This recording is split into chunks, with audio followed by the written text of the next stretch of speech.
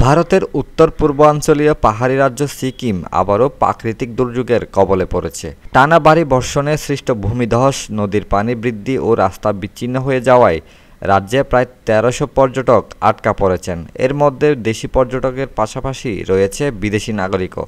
রাজ্যের উত্তরাংশ, বিশেষ করে মাঙ্গান জেলার লাচেন ও লাচুং উপত্যকা সবচেয়ে বেশি ক্ষতিগ্রস্ত হয়েছে। ওই এলাকায় ১২৭৬ জন দেশি পর্যটক ও ২ জন বিদেশি নাগরিক আটকা পড়েছেন।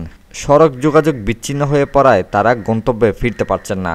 এর আগে একই অঞ্চলে বৃষ্টিজনিত দুর্ঘটনায় পর্যটক নিখোঁজের খবরও পাওয়া গেছে। গেল ২৯ মে উত্তর সিকিমের মুন্সিতাং এলাকায় একটি গাড়ি তিস্তা নদীতে পড়ে গেলে ৮ জন পর্যটক নিখোঁজ হন, যাদের সন্ধান এখনও মেলেনি।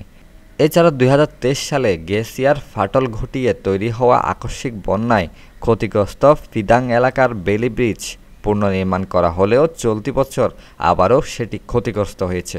মাঙ্গান জেলা পঞ্চায়েতের উপাধ্যক্ষ সোনাম কিপা ভুটিয়া বলেন, উত্তর সিকিমের রাস্তাগুলোর অবস্থা ভয়াবহ। এখনও পাহাড়ি উচ্চ অঞ্চলে প্রায় ৭০০ থেকে ৮০০ পর্যটক আটকা পড়ে থাকতে পারেন। ফিদাং ব্রিজই ছিল আমাদের প্রধান ভরসা, সেটিও এখন ঝুঁকিপূর্ণ।